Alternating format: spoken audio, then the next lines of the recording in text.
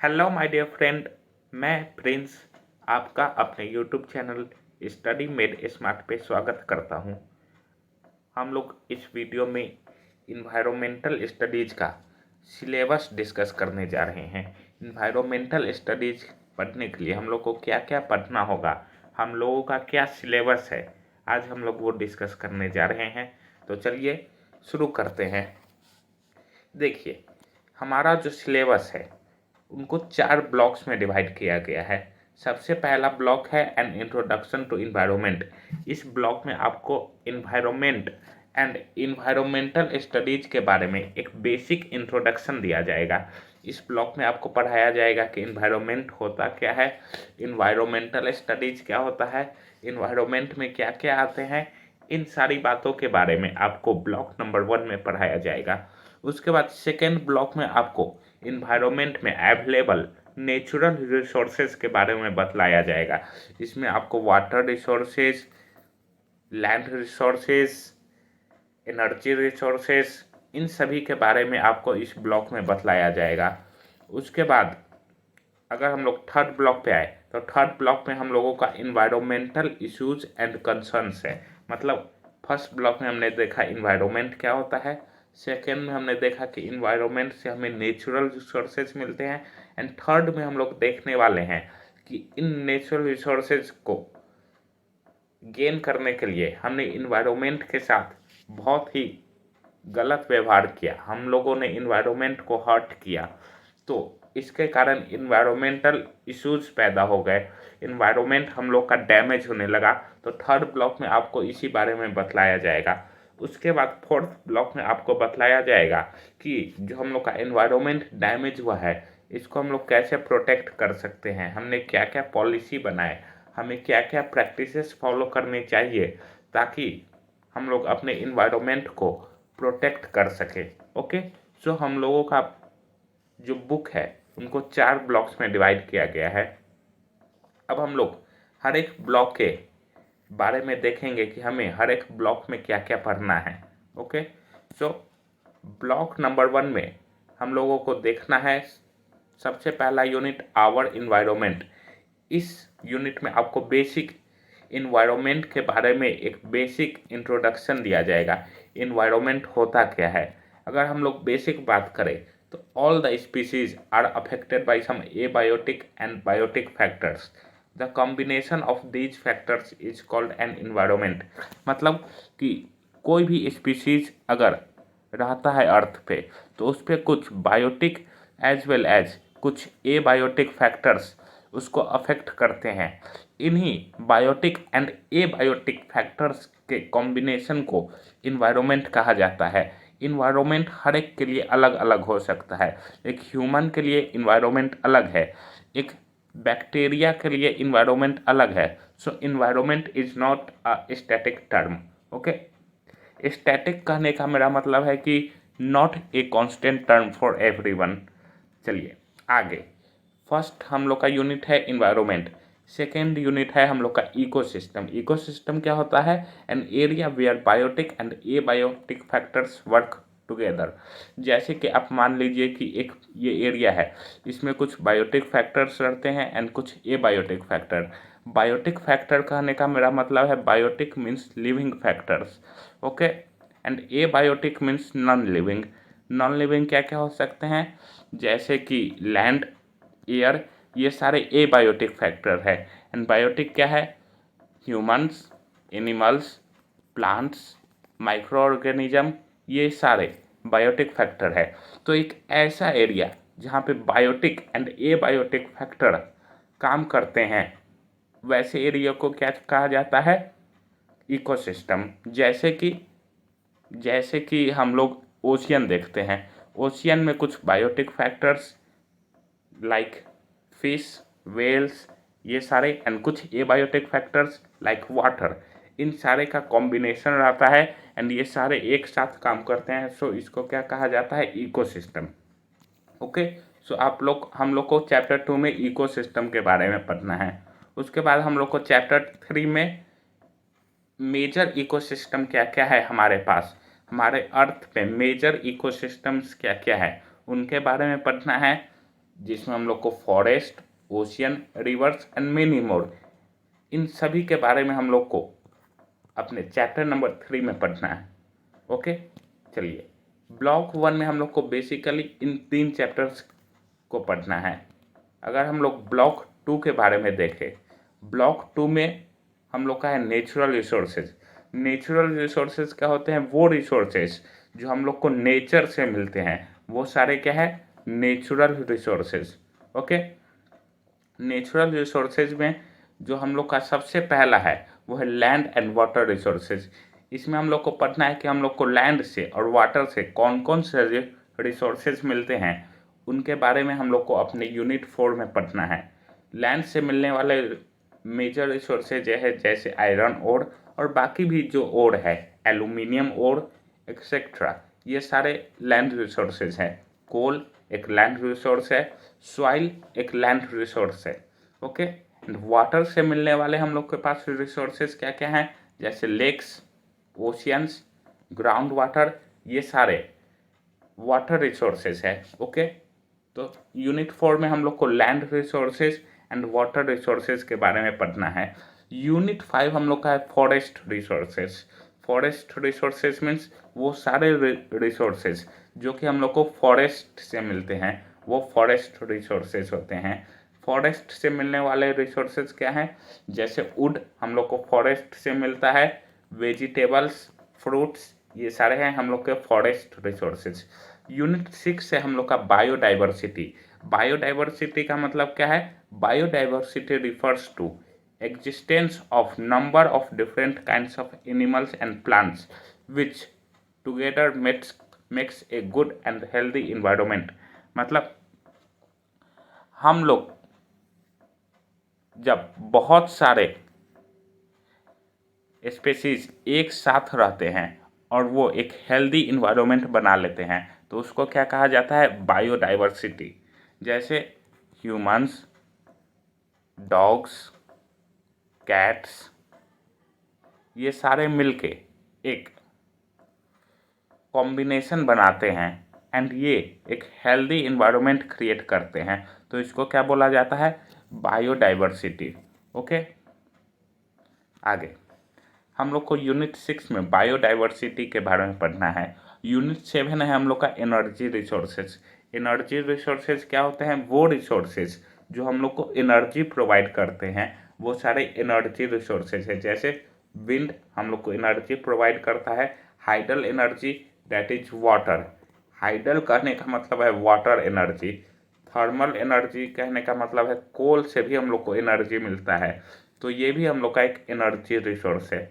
Okay, now next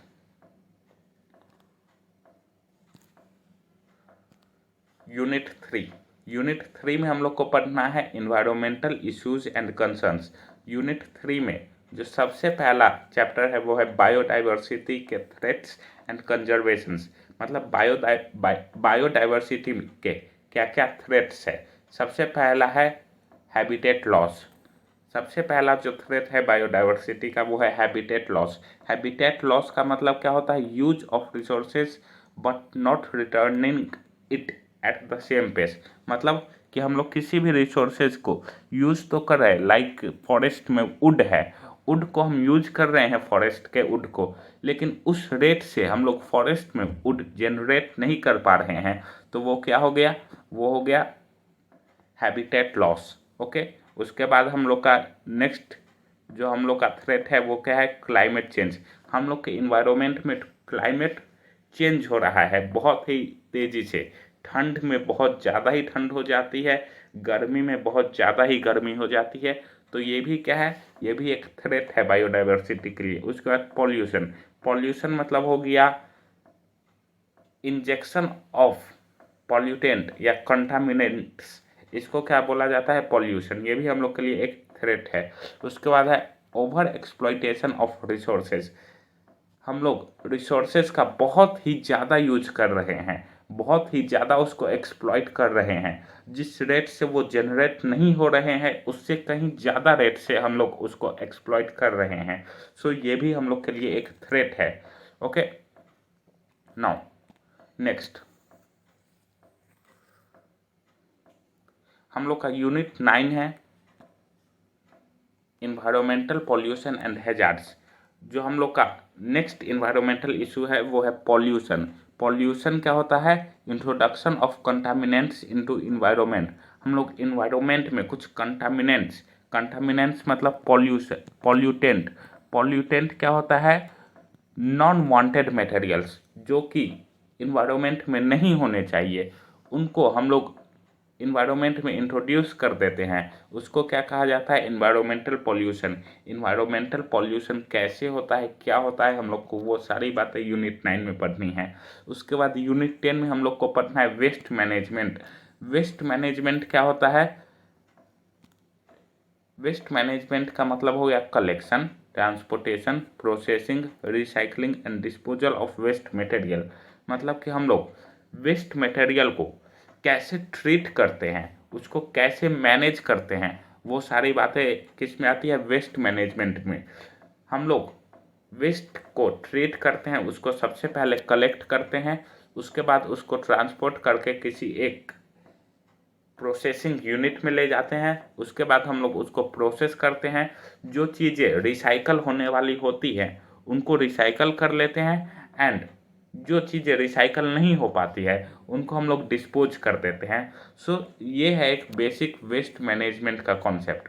okay, उसके बाद हम लोग को वेस्ट मैनेजमेंट में 5 आर्स के बारे में देखना है। 5 आर्स क्या होते हैं? Reduce, refuse, recycle, reuse and repurpose. ये बहुत ही इंपॉर्टेंट कॉन्सेप्ट है 5 आर्स। ये हर साल हर एक एग्जाम में पूछे जाते हैं, सो आप लोग इस पे फोकस कीजिएगा।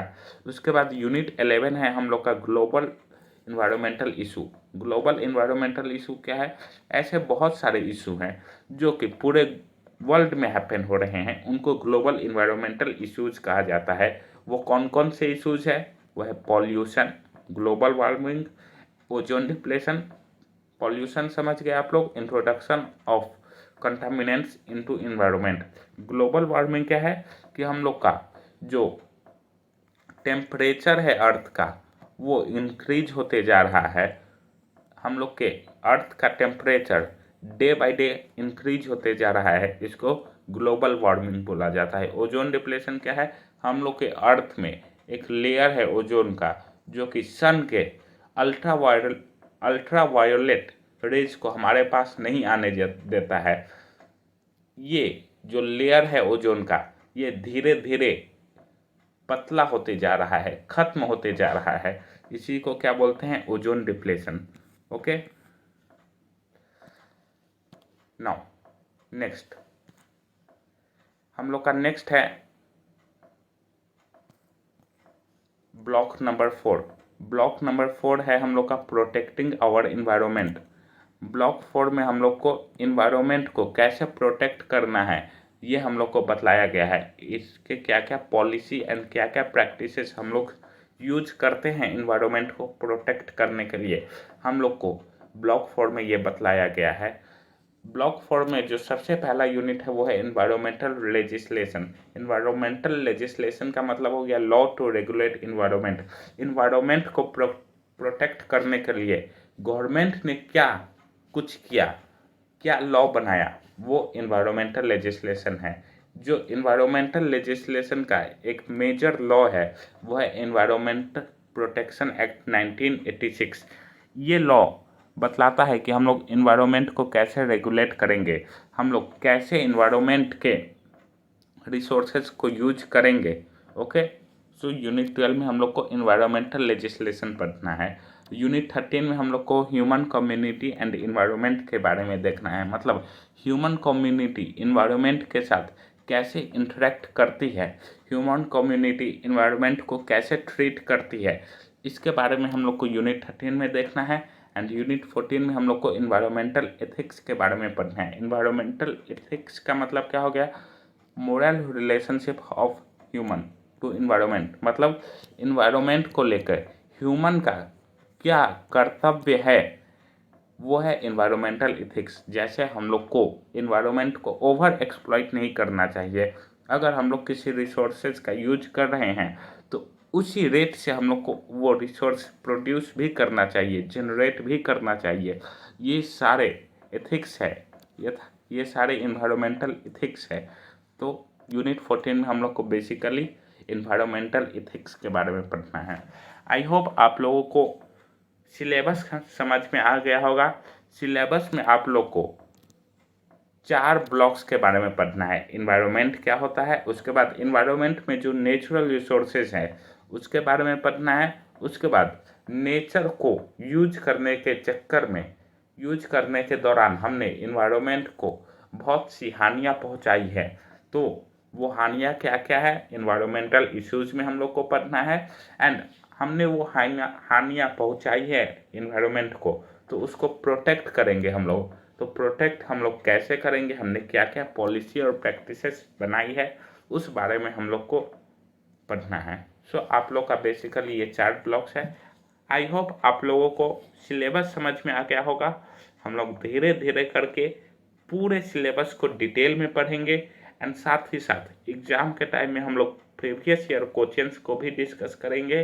Okay, so thank you. I hope आपको ये वीडियो अच्छा लगा होगा। अच्छा लगा है तो चैनल को सब्सक्राइब कर दे, और अगर वीडियो पसंद आया है तो एक लाइक भी कर दे। Thank you.